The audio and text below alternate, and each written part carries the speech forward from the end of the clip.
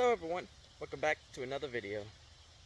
As you can tell, I switched my hat for this video, and I'm also sitting on a chair.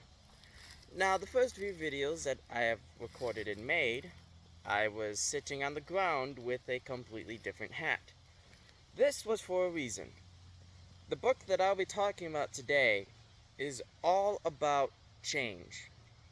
It is Who Moved My Cheese by Dr. Spencer Johnson. Now, this is a fairly short book, only being 94 pages long. And I believe the story itself, let me check real quick, is only about 76.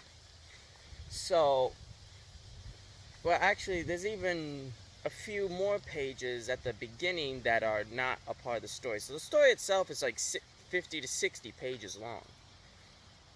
So it was a very quick read.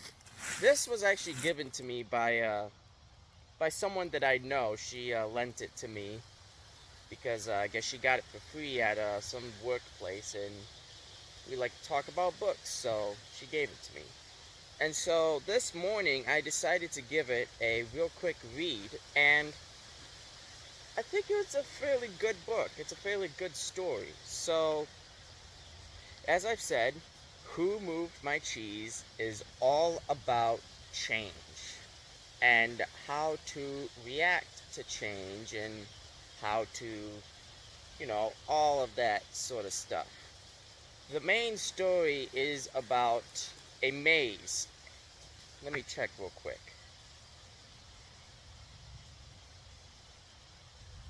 Alright, there we go.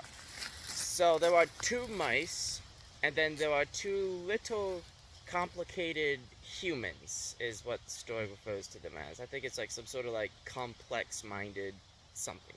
Specifics. I don't remember the exact details. But, so you have this maze, and all the humans and the mice are both looking for cheese. And both are able to go to a cheese station called Cheese Station C. The mice, their reaction is to tie their running shoes around their necks and enjoy the cheese while it lasts, so that when the cheese runs out, they are ready to run and search for more.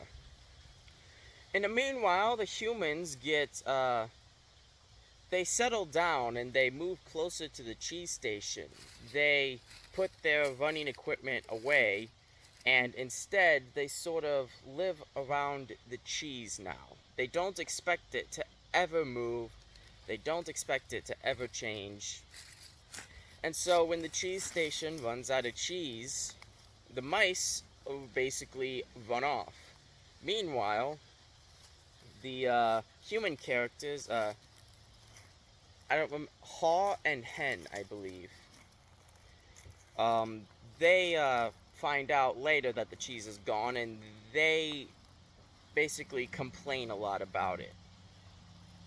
So the cheese is symbiotic with, not symbiotic, but it represents like a goal or something. And the maze sort of represents life, like the social environment. It explains it in the book, and I'm probably missing a few details here. But essentially, the mice characters are always ready to change and ready to move on. Meanwhile, the human characters, they're not so ready to change. One of them, Hem, is completely unwilling to change. And he basically sits around hoping that the cheese is going to come back, basically, instead of searching for it. And the cheese obviously never comes back, so he gets hungry, he gets tired, he gets all of this stuff. Meanwhile, a different character, Haw, I believe, or Hugh, he kind of wonders, he's kind of in the middle. He wants to go look for cheese, but at the same time, he's very reluctant, he's scared, and throughout the story, he has to figure out how to remove his fear of the cheese and then go out searching for it. It's a very short story, as I've said, but It's very interesting because the core message is less about, I guess, the story itself, and more about tying yourself to what's going on. So I personally related with the Haw character or Hugh character because, at first I was very reluctant to change, but then over time I grew to learn that it's probably one of the best things that I could do is to move, as this book says, move with the cheese.